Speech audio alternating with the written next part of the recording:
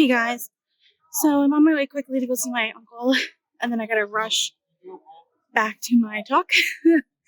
I got here a little bit later. I missed one talk, but it's okay. Slept in a little, but yeah, so it's Sunday. And it's the second day, and I already got some books. So, yay!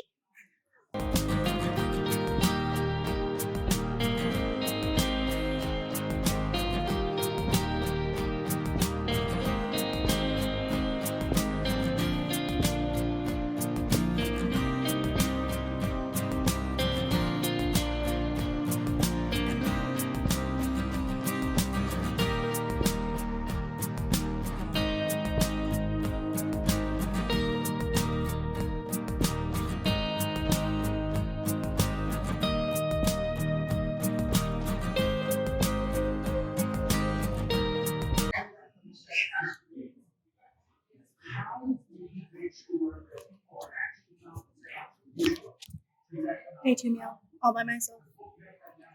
I got this bun. I haven't tried it yet. From a place called the Hot Bamboo, I think is what it's called. I'm not looking at their camera because it's in a weird spot. So I tried their pot stickers at a different kind of festival, and they were really good. So I'm hoping this is good. I hate that I got pink, but I wasn't going to complain. They had 3 rowdy young girls being picky about stuff, so I was like, I'm not going to do that. But yeah, I keep looking over there because that's usually where I have the camera, but it's down here. That's weird. Okay, I'm going to eat because I have like an hour, I think, before my next thing. Okay, bye.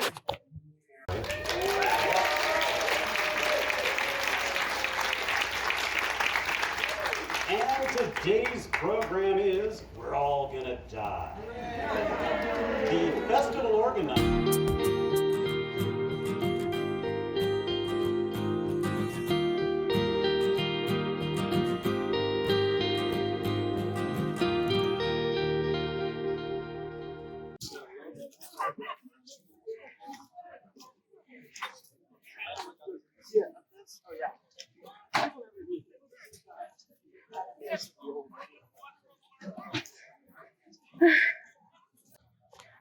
Bye, festival.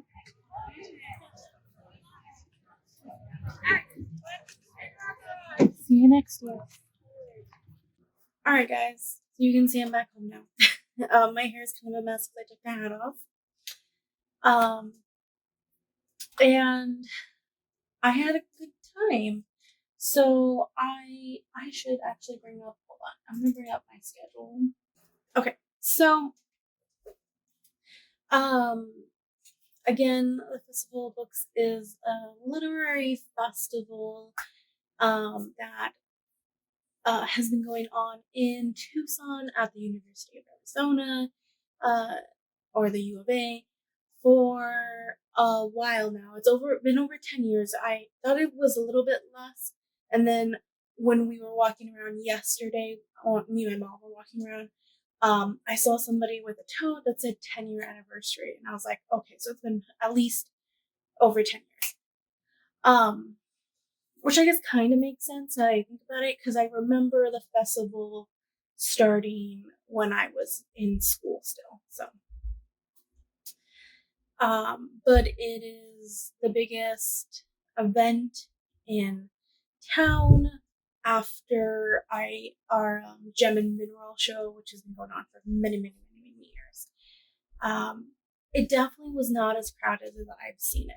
Now, I have not been to every single festival for numerous reasons, but it definitely was not as packed as it has been in the past when I have attended. And I expected that because of the pandemic. But this is also the first time I've gone and attended many talks and been like a fan and wanting to be part of like community. So it was really fun. And then also to be the person that was like pseudo expert, showing my mom around, and it was interesting. So I had looked at the schedule and had planned a few things that I wanted to attend knowing full well that I probably wasn't going to attend everything, and that is exactly what happened. So on Saturday, I wanted to go to 4, 5-ish talks.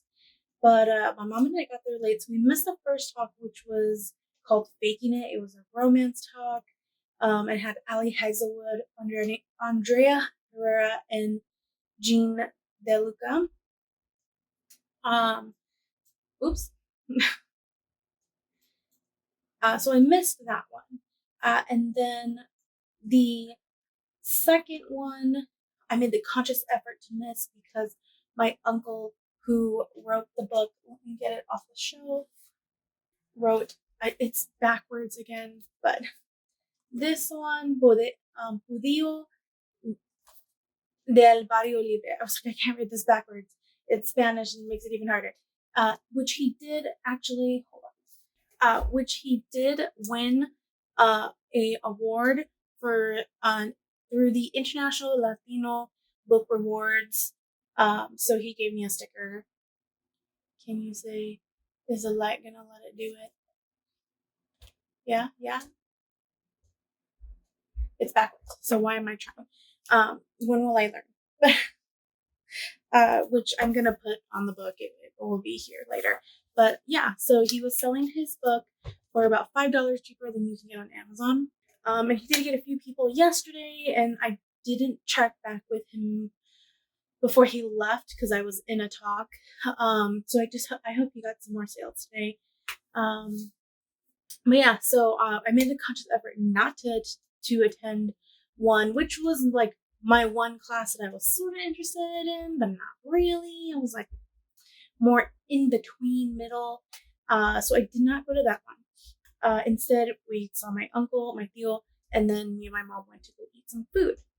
Now, in our search for my tío, we stopped at, and I did talk about this in a segment before, it's a Goodwill, and I got The Fire Eternal, which is part of a series called The Last Dragon Chronicles. I had to look them back because I didn't remember.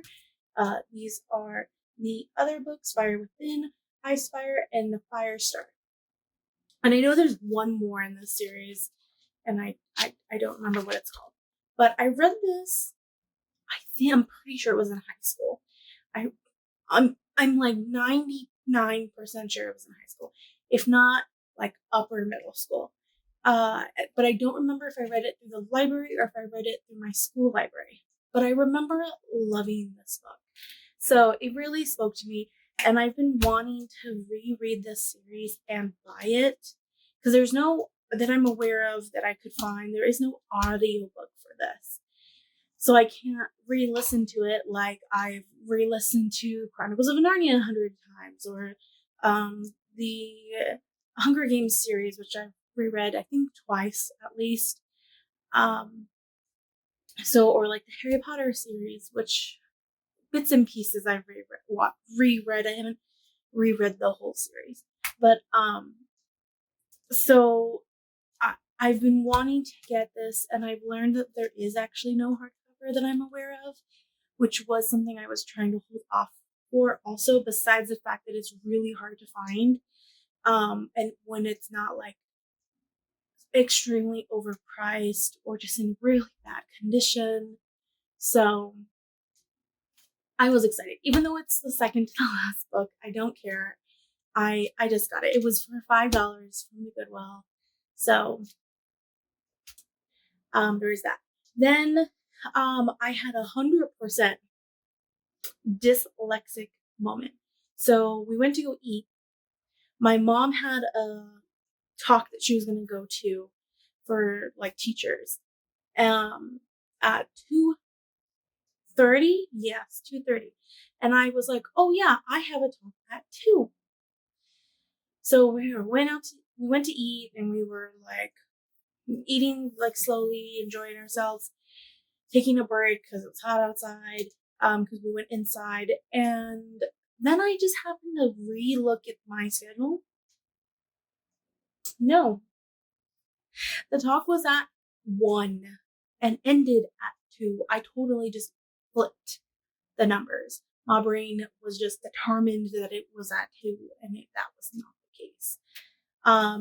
What it was going to be was trope-tastic, and it was going to have Alana Albertson, Jean Del Luca, Vanessa Riley, and Katie Robert.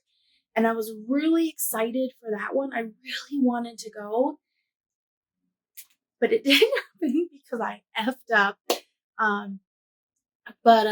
Yeah, so there's that. I kind of just took a break, and that's when I talked about this book initially. And then I went and got some popcorn for my dad and went to a couple more booths. And then I went to, also during that time was a second workshop called the Publishing Journey. And the Trope-tastic, I couldn't get into that. I was going to go to that one. But I didn't go to either of them. So then I went to the last one at 4 called Size Matters. And it had Andrea Herrera, Jean De Luca, Kristen Lorne, who I found out, I thought it was a typo when I was seeing those. No. It's just a duo author group. Kristen Lorne is the book they have on the title, but it's 2 people, 1 pen name. I went to a talk for that, and it was a romance under the romance tag, and it was about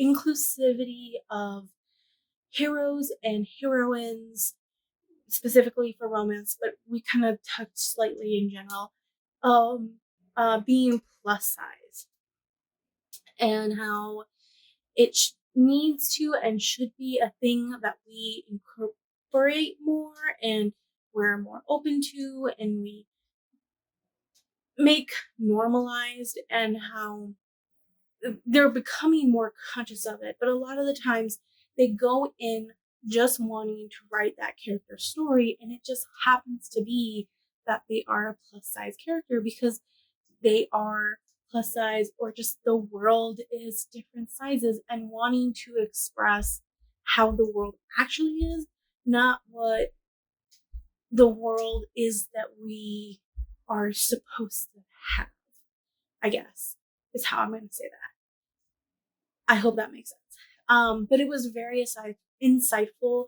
I appreciated it. There was some good knowledge in that, but it was also more of a very cathartic, nice talk. Now, the next day, Sunday, my mom had decided not to come with me, so it was like, okay, I'll sleep in a little bit more. I'll go in a little bit late, because the first session I wanted to go to was at 11:30. So I was like, you know what? It will be fine. It will be fine. No, I woke up late. So I missed that talk. So I spent a little bit of time with my uncle, being that the talk was right by where he was signing again. And then from there, I left to go to my first talk, being that I missed the first one. Now, the first one was going to be about Latinx stories across genres, which I was really interested in doing. As I've said multiple times, I have a complicated relationship with that. So I was curious to see what some people said. I only knew one person, Zoara Cordova, was the only person I recognized on the panel. I didn't recognize the other 2 people, but it was interesting. So I went to the next panel, and again, there was a line, but I got there 30 minutes before the panel was going to start, or maybe a little bit more than 30 minutes, and there was a line already. I'm taking a mental note for next year. If I'm going to go to more romance talks / popular author talks, I have to be there at least 45 minutes early to guarantee myself a seat.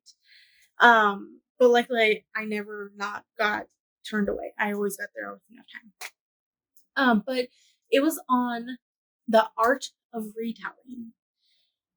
Now, that one had Alana Albertson, which I did mention earlier, which I'm going to talk more about her this time. Ali Hazelwood, and Katie Robert. Now, I know about Katie Robert. I was introduced to her other series that's a fairy tale retelling of like villains, and they're like dark fantasy or dark romance, excuse me. And Lainey Taylor? Nope, Lainey. I can't remember her name right now.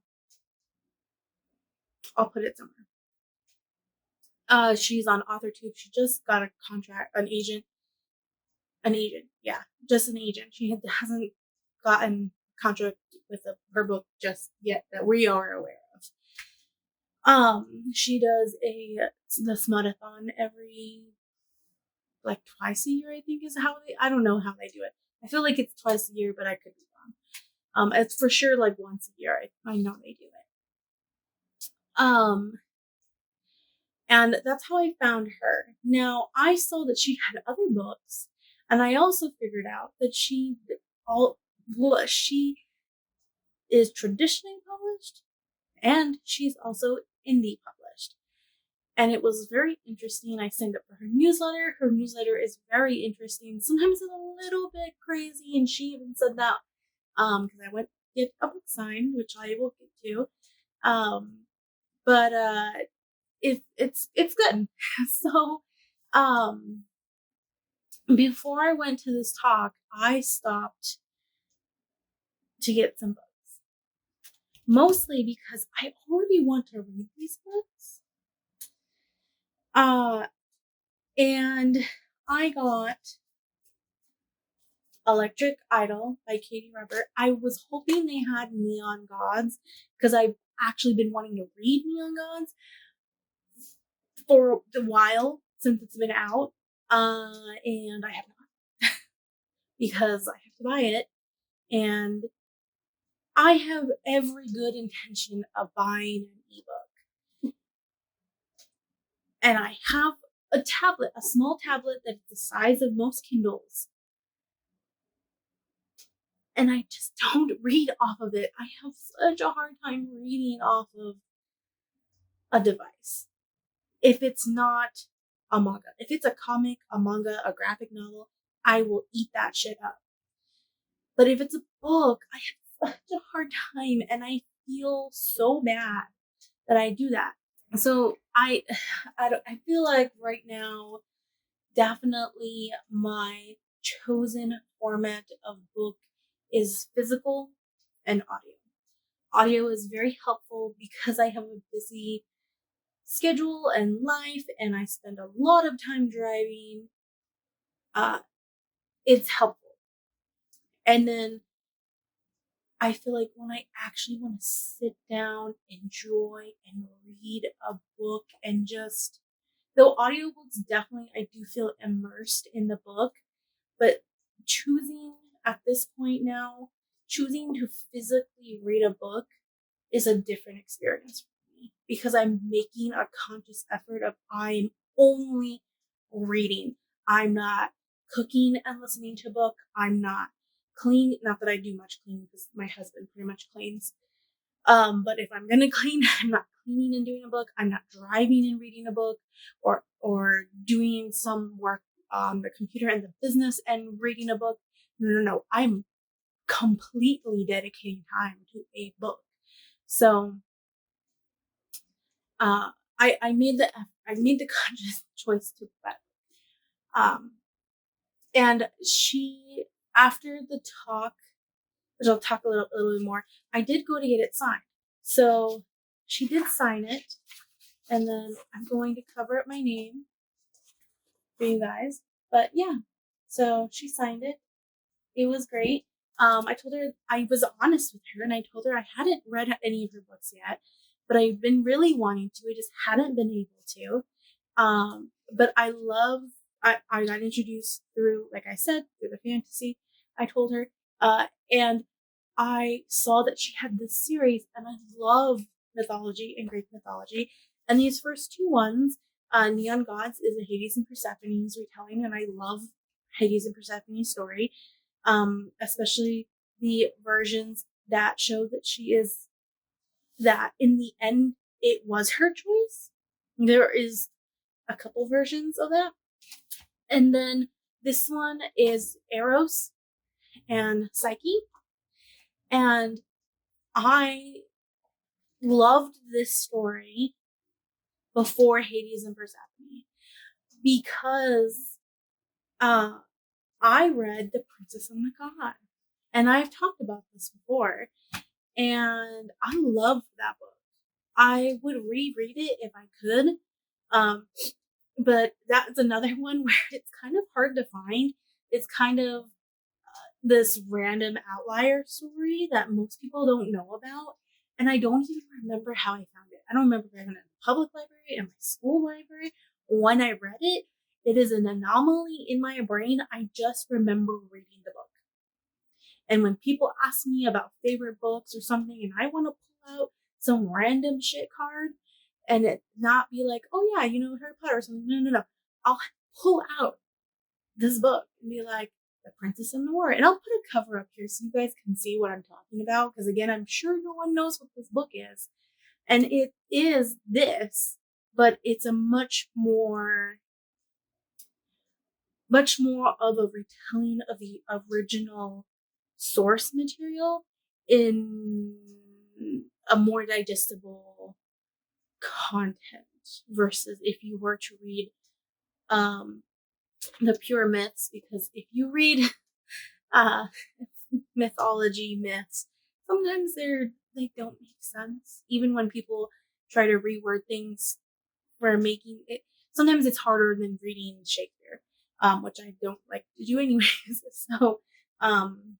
So I bought this. She signed it. Also, I met some in line for the signing, and then the other signing, I met some really nice book people.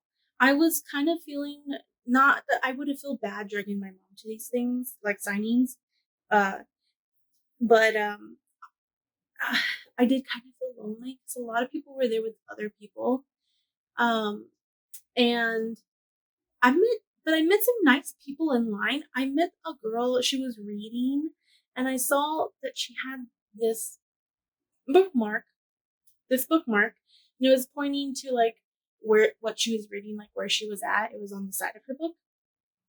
And this is the only part I saw. And I asked her where she got it from, because I was, I'm like, oh, I want to look and see how much it is and stuff. And she offered to give it to me. She said that her mom bought her it and she had the pack with her. And I was like, oh yeah, sure. It actually has a tree on the front.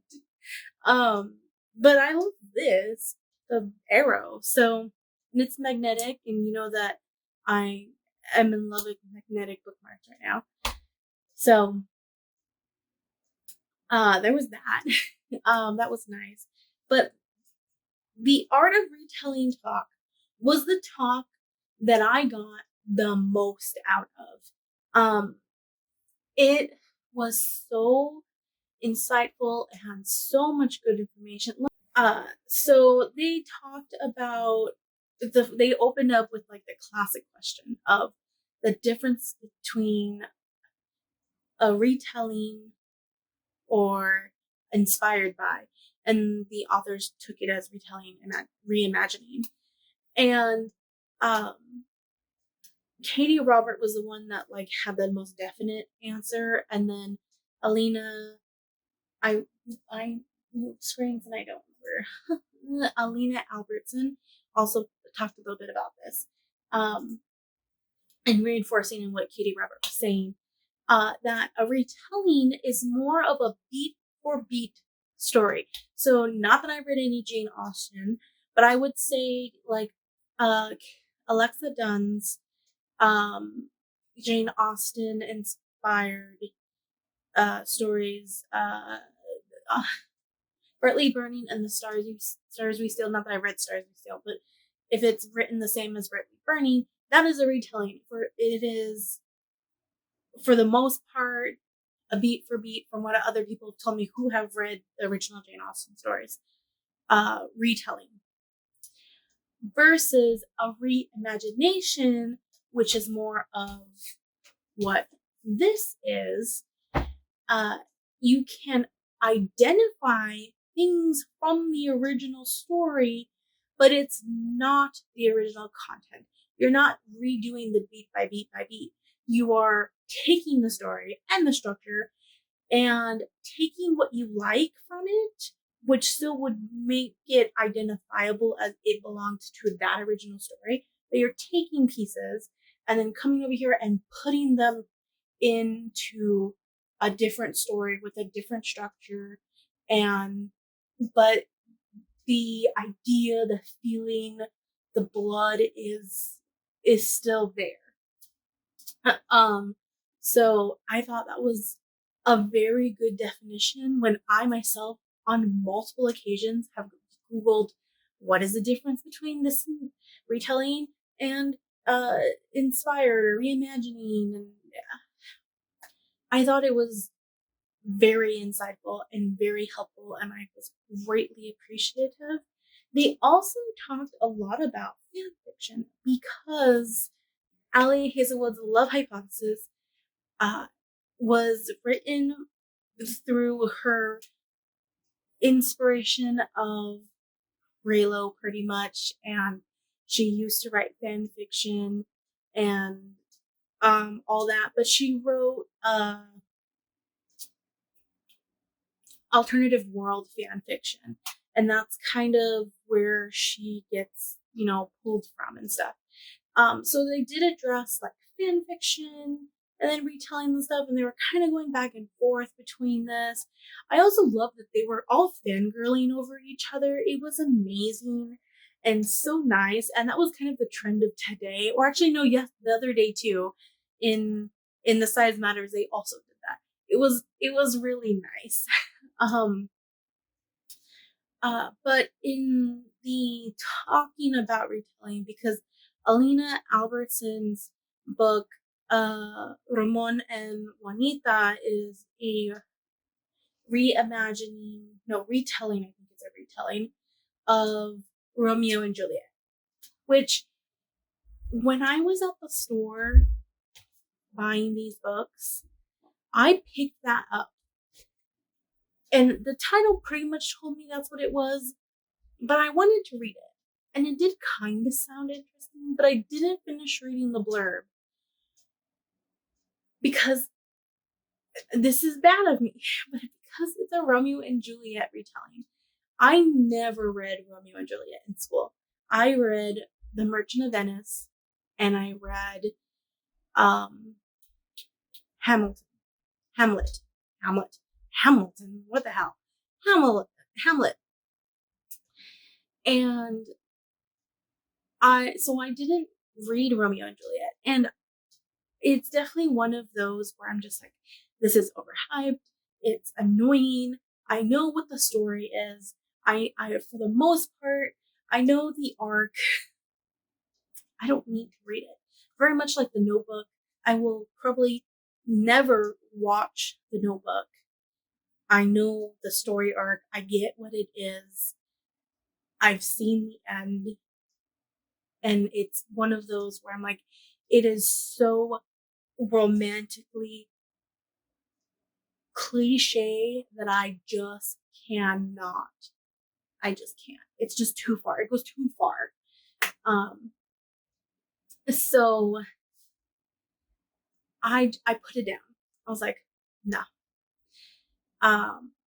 And she talked about her doing that because she was a teacher, and how when she was a teacher, she tried to get her students to think about these like old stories and bring them forward into modern time when she was teaching, and if she was still a teacher, how she would still do that. They also talked about how it is starting to become more popular and we're seeing it more. And actually, I was listening to Bethany from Bethany, what is her channel? Bethany Books, Bethany something. I'll again link it. I was listening to a talk that she was having on the way home about sci-fi and fantasy, and they talked about how they're seeing more retellings, that YA is full of retellings, and now adult is starting to have retellings. And Katie Robert mentioned it, and Alana Albertson also agreed that Trad Pub is kind of floating in this space of they want old and familiar things, but in a fresh new way, where again we're harkening back on there isn't really any original stories. There is no original concepts. There is just the base story, and how you interpret it is what is original. And this is me paraphrasing again what they're saying. This is not exactly what they said. But other people have been saying this in AuthorTube, in the space. Alexa Dunn has, Stefan Allerin, I'm going to say his name wrong. Again, I'll link everybody. Has mentioned this too. And then just other people randomly on AuthorTube as well have mentioned this, talked about this, suggested it. And this kind of just solidified this fact of part of the reason why like mythology and fairy tales are coming back and becoming more popular, because Trad Pub is really wanting these. But on top of that, people are doing them in different ways. So like recently there has been a lot of Pride and Prejudice remakes, and they're not just remaking of Pride and Prejudice. There was that Pride and Prejudice with the two Black characters, and they were talking about some other Pride and Prejudice coming out too, but they all have different representation. So like Alana Albertson's Ramon and Juanita, she has the classic Romeo and Juliet story, but told from the viewpoint of a Mexican American people. So it's telling a same story, but doing it in the lens of someone else.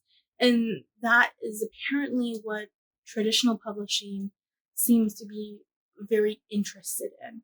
Now, am I saying if you write this, you're going to get, no, I'm not guaranteeing anything. And they also said that there's no guarantee of anything. But this is kind of just what the trend and what they're seeing right now. And they are eating up things that are also new. So what I didn't realize is, if you notice, all of a sudden I think it was last year, there was a few great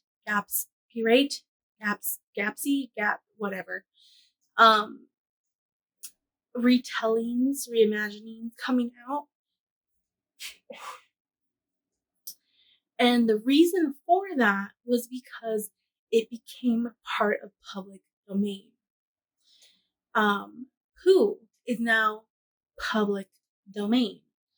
So their door is open to writing these stories without any fear of copyright or being sued, because now the story is open for anybody. And the other thing that they were talking about, when you're writing stories that have also been told and sort of owned by other companies like Disney, where if you're going to do, like, let's say a Sleeping Beauty retelling, or Briar Rose retelling, that's what the actual fairy tale is called, Briar Rose, you have to be aware of what is the original story, what does Disney own, so, and figure out I can use anything from here, from the Grimm Brothers fairy tale Briar Rose, which is public domain. Everything is fair game. But the bits and pieces that Disney infused into Sleeping Beauty, which is what everyone recognizes as the story of Sleeping Beauty, and pick out those pieces that Disney owns and toss them to the side. Because if you use those bits and pieces, then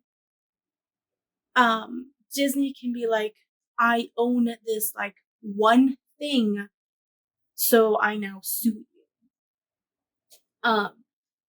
And I was vaguely aware of this, but this kind of solidifies this idea. So because I enjoy like Beauty and the Beast retellings, and because it's kind of like an enemies to lovers idea. Now that I'm older and I think about it more, that's probably why I like it. I definitely do like enemies to lovers, or like hate to love, and that's kind of what Beauty and the Beast is. And I actually have read the original Beauty and the Beast fairy tale, or at least as original as you can get. I had a tome, I showed it before, a tome of original fairy tales that I was given as a child, and I literally grew up with those, including like reading the original Cinderella, and how dork that is. It was very informative, very interesting. And again, they talked about fan fiction and back and forth about those things. But what I regret in saying that I saw Alana Albertson's Ramon and Juanita book, putting it down, I went back at the end of the day to the bookstore to see if I could find it, because I decided I did want to buy it. Partially to do it as part of my series, but also to support her for something she said in the panel. In talking about part of the reason why she made this story and part of the reason she started writing is because she didn't see people like her. And she was she is a Mexican American woman who is half. So unlike me, where I am, both my parents are also Mexican American, where I'm purely Mexican American. One of her parents is white, and I think that's what, yeah, her father is white, I think she said, and her mom is Mexican American. So she even said that she's passing Mexican, or passing, and she talked about a lot of African American passing stories that she resonated with. And when she said that, I really thought about it, and she reminds me of my mother, who is much paler, so she does pass for white until, in my mom's case, you hear her talk and she speaks very fluent, very eloquent Spanish. She actually speaks the like native dialect Spanish Mexican here, but she can then also go back with you and talk Castilian Spanish from Spain. So my mom has that problem a lot too. And I am darker. I mean, right now I have a tan, but I am darker like my father. So it is very obvious that I am Mexican American. She talked about that, how it's very difficult to have these stories because when you see them, you don't see us. So she said that Ramon and Juanita have been petitioned for movie rights, film rights. I should say film, not movie. And when people were approaching her and talking to her about film rights, she had somebody come and say that she didn't understand why the book didn't take place in Mexico. And I think from the little part of the blurb that I read, I think the story takes place in California, but don't quote me. Again, I didn't even finish reading the blurb, which I hate myself for now. And she said that it hurt her more than if someone had come to her face and said that the book was horrible. And I can understand that, because it's that idea of we don't exist in society, which is something I've talked about, which is part of the reason why I have the series that I have. We don't exist in society. We're just labeled Mexican. Even though I have been here, my family has been here since before we were part of America. We didn't cross the border moved over us. I went to, after I got Katie to sign this, she didn't have anyone at her table, Alina. So I went up to her and I told her that when she talked about that and telling the film producer, person, whatever, that pretty much go away, you don't understand that this is a Mexican American story, not a story of Mexico, that I resonated with that. And she also said that she grew up not learning Spanish. You know, her mom was never apparently allowed to speak Spanish, but that goes to the idea of we are American and we speak our native language, which is English, which is American, and learning Spanish is just like anybody else. And she says that she's struggled to learn Spanish for a while now, whereas I have kind of just given up in learning Spanish. I don't necessarily care to learn Spanish anymore, but that same idea. And I talked to her about how I love it, and I had started the series on YouTube about it because all other stories are about the immigration process, and I don't relate to that. And she said exactly, she does not either. That's not our story. That's not who we are. And it was so, and I told her this, it was so validating to have someone else say it, because I feel like when I talk about this, like in videos, I'm screaming out into the void. No one else cares about this. No one else wants to see this or experience this. And it was just so validating because she agreed 100%. Her like whole body and everything when we were talking.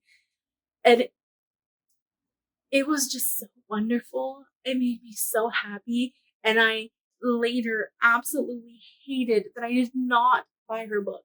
I want to read the book for the series, but just in general, she has other books. She says she has representation, so I have to go look at her back catalog. But yeah, find someone else, especially someone high, someone who's been published for a while now. I think she said she's been in publishing for 10 years. They mentioned it on the panel. It's so validating. I feel like I have a partner, not that we like exchange numbers or anything, no, but I feel like I have a partner out there also trying to express and show this to the world. Especially as I've mentioned multiple times in multiple videos, I am not a contemporary writer. Her writing that retelling is really important, like I said, and I'm gonna probably read it most likely, but I would never write that.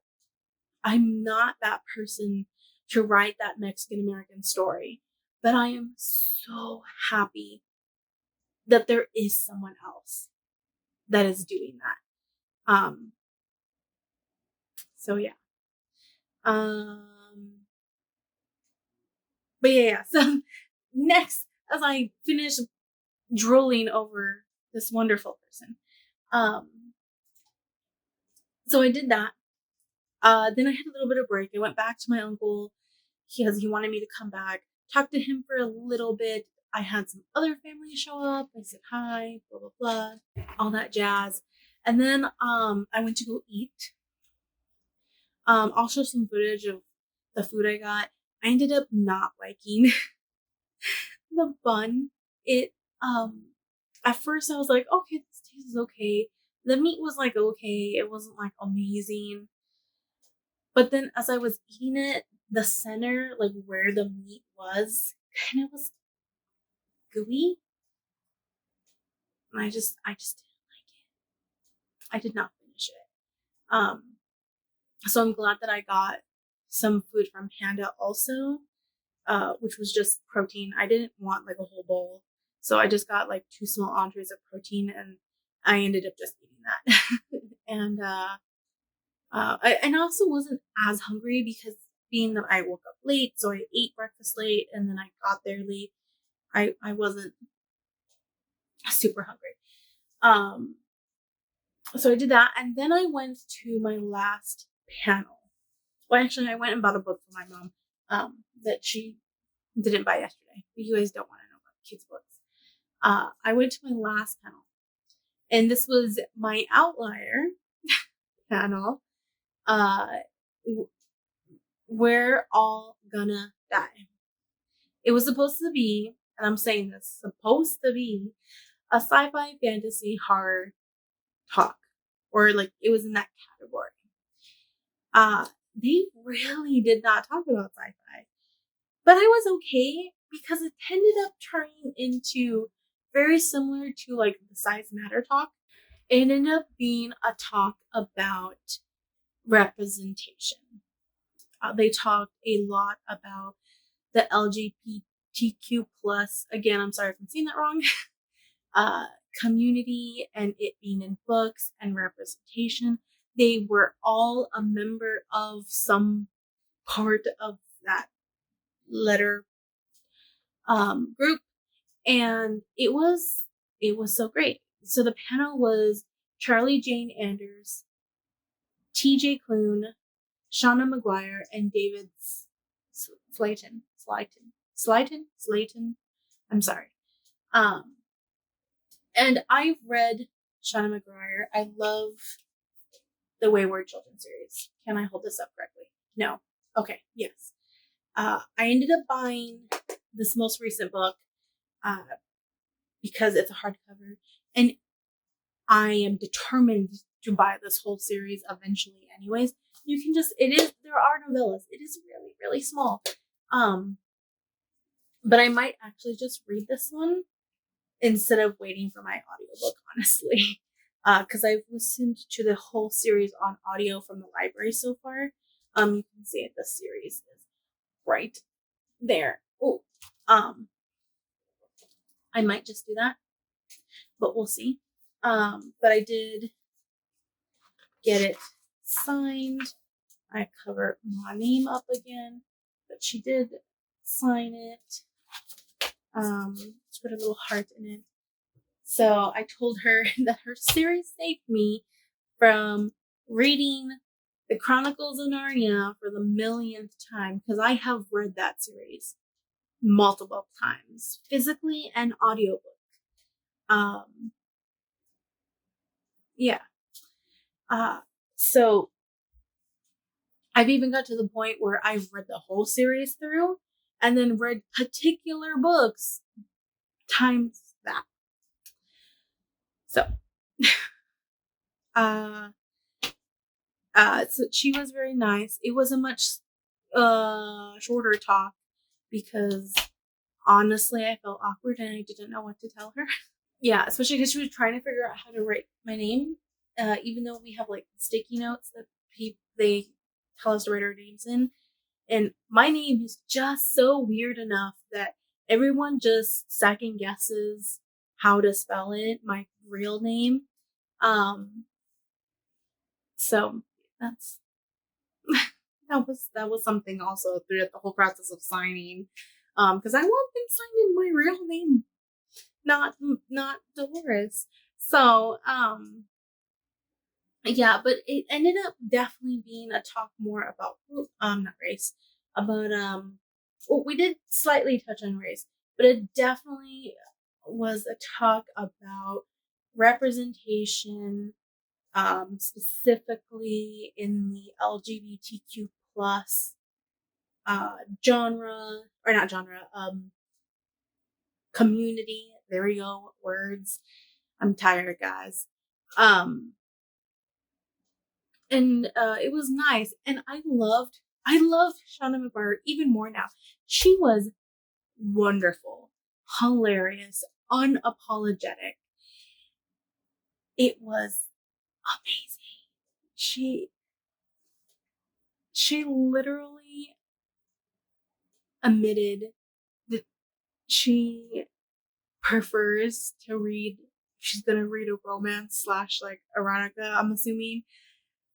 The only way it will keep her entertained is if there's a giant thing in the story. And I was just like, okay, I respect. It was wonderful. It was wonderful. I did feel bad because I feel like who was it? David Slayton did not talk very much in this panel. And then DJ Clune was the like pure innocent child. Not that any of them were children, and they're all adults. But when Shauna McGuire was saying things, his reaction was hilarious. I was again sitting in a weird, awkward place. I failed so much with filming. Um, but if I had been sitting in the right side, I definitely would have taken footage of him. Like he was like taking off his hat or like holding his head in his hand. He put his hand down on the table multiple times, being like, I can't hear this. Like it was the most entertaining since The Size Matters. That one was kind of entertaining. But this was definitely entertaining in a different way. Everyone on that panel was so honest, so raw, so pure, and not apologetic at all. And were honest about the fact that they don't feel like they need to be apologetic about their material and about what they're writing and wanting to have representation. And it was really nice. Not what I was expecting when I came into the panel, but it was nice. I appreciated it. I'm glad that I didn't miss. Because I went in for like the assuming sci-fi talk, but also because I wanted to meet Shauna McGuire, or at least like hear her talk, because I do like her book so much. But yeah, that was it. After that, I went searching for the Ramon Juanita book, couldn't find it. And then I went to the restroom and left. So it was a good day. It was a good weekend. It was a good experience, especially as my first experience of being like a YouTuber and consciously going to an event knowing that I'm going to film and do like a special thing for that event. It was insightful. I definitely didn't film as much as I thought. Maybe if I had went a little bit more exploring with my mom, but I also had things I wanted to do and stuff that I wanted to learn, and I did learn things. So, yeah, it gives me a much more of a plan for next year because I'm hoping to go next year also. My mom wants to come with me next year. So we'll see. And next year will hopefully be a better year for me, my family in general, financial wise. So I should also be able to attend some local Comic Cons too. And this lessons will be good lessons for that as well. But all those are paid events, so I have to be in a better position to go to those. But that was it. I had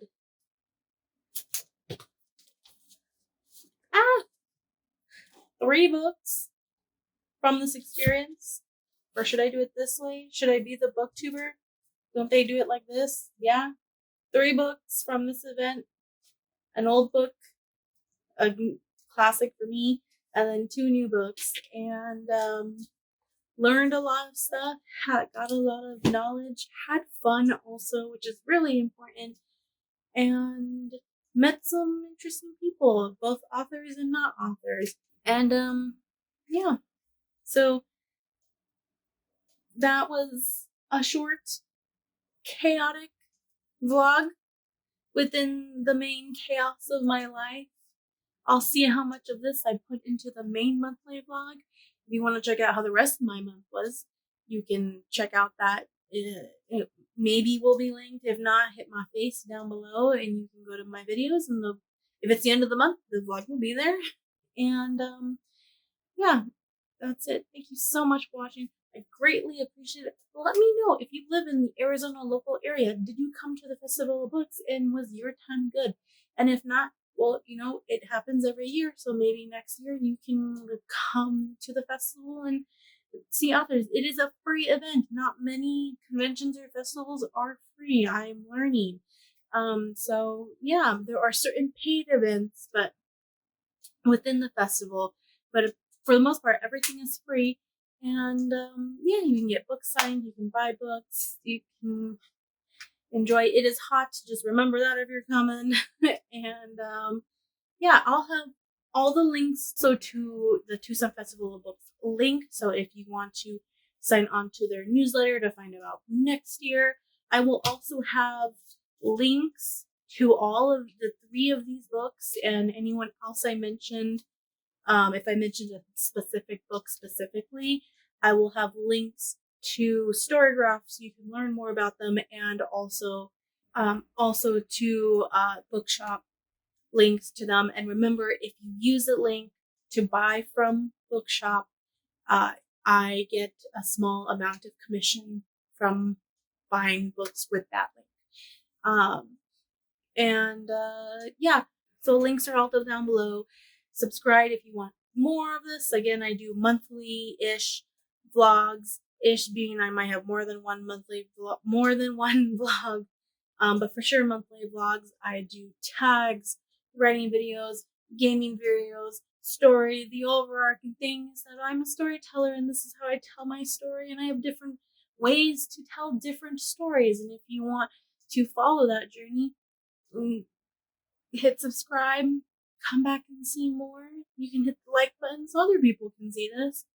And yeah, if you have nothing to say, nothing to add, go ahead and leave me a salute. And thank you so much for watching. Greatly appreciate it. I will see you later. Tell stories and prosper.